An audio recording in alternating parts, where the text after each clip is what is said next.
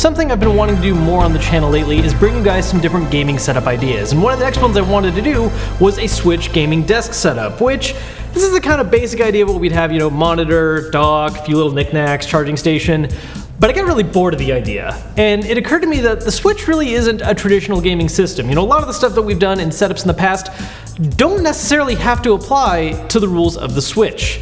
So I thought, instead of doing something traditional like this, what if we did something a little bit different?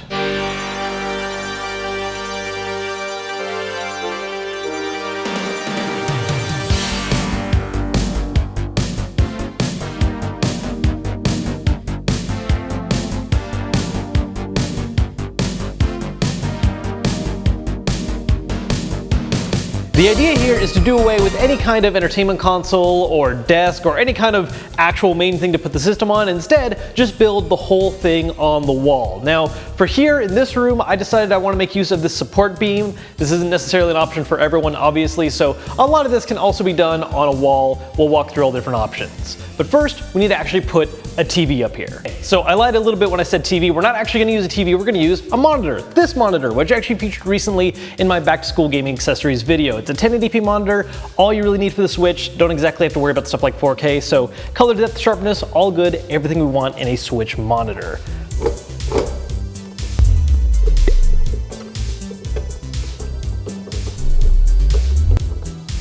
Okay, next we need to find a way to secure our Switch dock to the wall. Now there's a few ways you can go about this, but the way that I've chosen to go with are command strips. This is a really simple and easy way to attach to the back of this, give you a way to remove it easily later if you need to, and it's gonna be nice and securely safe on here. A single one of these is meant to support 16 pounds of weight. Considering that a Switch in the dock with Joy-Cons is about 1.5 pounds, one is more than enough. But also considering it's a $300 system, I'm gonna use two anyways. Make sure this is centered where we want to before we press down too hard. And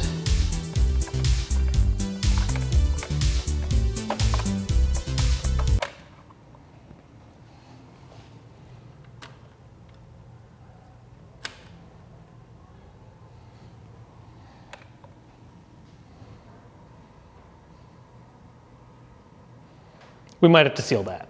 Now we still have to take care of some cabling and stuff, but really, these two objects alone are pretty much all you need for a functioning Switch setup. But you can add more stuff if you like. I mean, you can have shelves to put amiibos or, places to store extra controllers or other accessories. For me, the bare minimum that I'd like to add is a place to charge additional Joy-Cons. So I want to keep it this whole vertical aesthetic going on, so probably have it down here. Somewhere relative, because this is going to be ridiculous. That's just silly. Don't do that. That's a dumb idea. So, yeah, probably down around here. Next is everyone's favorite part of any setup, cable management. Now, thankfully, this is a very light setup as far as cables go. There's really only 4 we have to worry about. There's power for the TV, power for the Switch, HDMI from the Switch to TV, and there's going to be a USB charge cable running from this charge dock right here into the Switch. Now, if you're doing this against a wall, there's a couple ways you could do this. You could arrange the cables in a way that's actually kind of artsy and cool looking, or you can just hide it using conduit. Here though, since we're using this support beam, all we can do is just hide them right behind. So we've got all the functional bits set up, and it's created this rather nice looking minimalist setup. But what's the point in being this minimalist if there's just something a little extra to make it really stand out? So we wanted to add one more thing to make it a lot more flashy. Hue strips set up inside of the support beam. Right now we're going with colors that match the Joy-Cons and give a lot more separation between the setup and the wall behind it.